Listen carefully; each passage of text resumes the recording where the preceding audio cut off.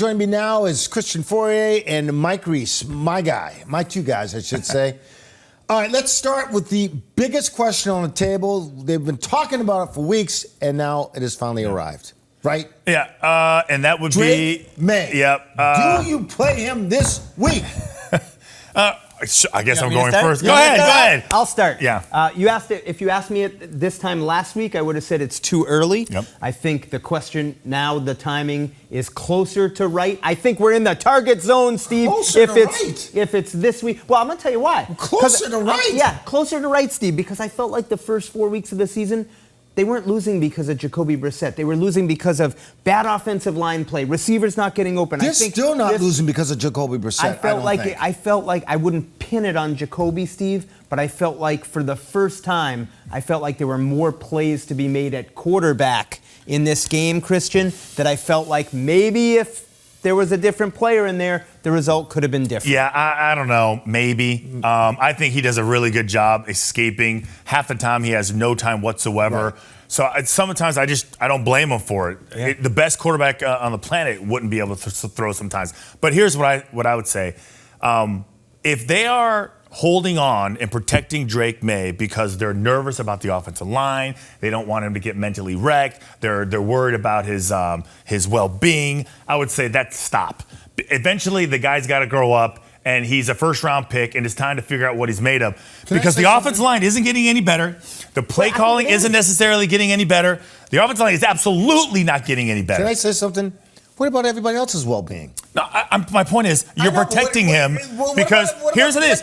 Because they're so nervous about quarterbacks being thrown into the fire too soon and then getting skittish, creating bad habits. No, it's more than just Mac Jones. There's a history of quarterbacks that played too early and they weren't ready. Yeah. And then they were ruined because of it.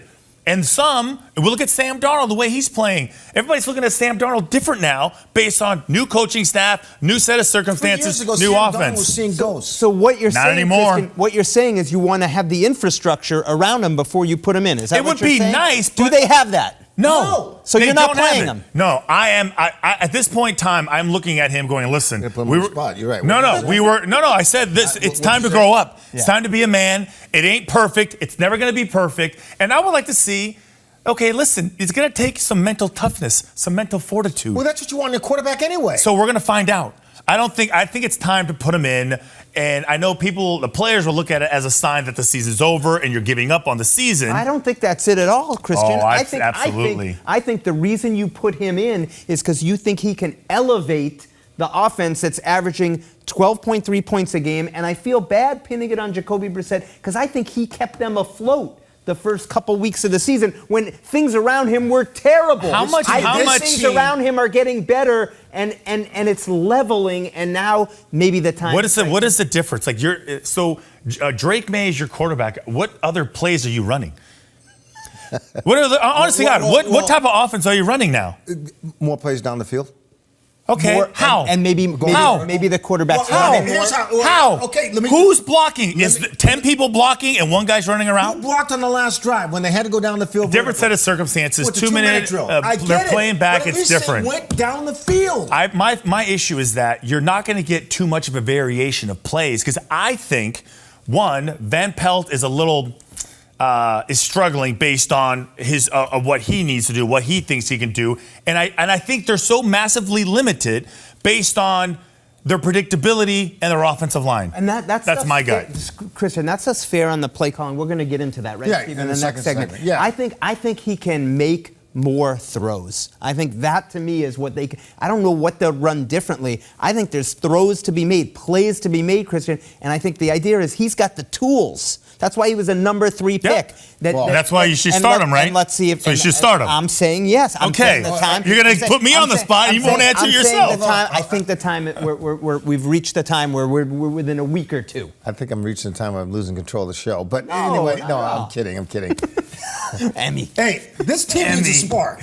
That's what I'm saying. Yeah. That's why I say you put him in. It needs a spark. I feel like I'm living. It's like Groundhog Day. Yeah. Change. I've been on crappy teams where this happens, and the spark is temporary. What? It's temporary. Yeah. It is just a stay of execution. That's all it is. I'm just telling you, if your roster isn't set up right. This does give you a spark. You get a win, but it's just fleeting. It doesn't last. But I'll see what the difference on this, Christian, is that he's a number 3 pick, and it's not fleeting because he needs the experience to build off of for the winning. future. My point is that you get a bump because you may get a win. You're like, holy cow, this guy. And then next week, some defensive coordinator says, no. You guys can continue arguing during commercial break. I think we should just keep talking. Just go to a break. No. You never lost Thank you. Completely lost it.